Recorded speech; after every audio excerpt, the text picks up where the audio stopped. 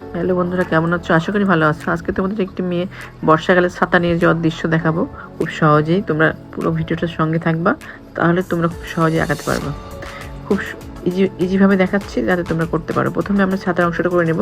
প্রথমে একটা সার্কেল করে তারপর নিচের অংশটিকে একটু হালকা বাঁকা করে দেব, তাহলে আমাদের ছাতা হয়ে যাবে।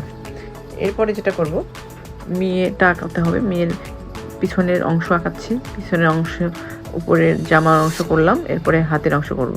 এপাশে দুই পাশে হাত দিয়ে দিলাম। এরপরে নিচের অংশটা করে ফেলবো বড় করে। ভিতরে একটু জামার ভাঁজগুলো দিয়ে দিলাম।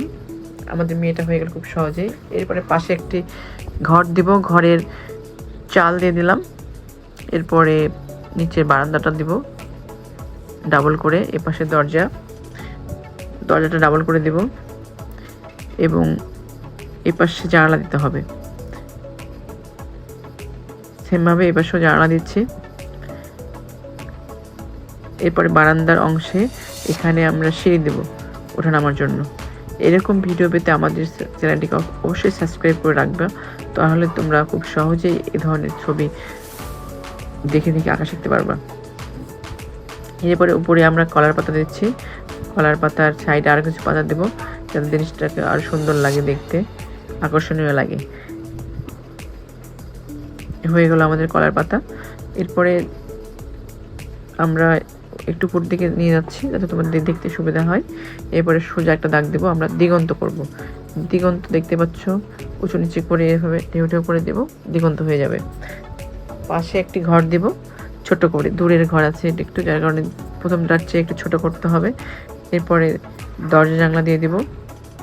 খুব ইজিভাবে দেখাচ্ছি যাতে তোমরা খুব সহজেই করতে পারো।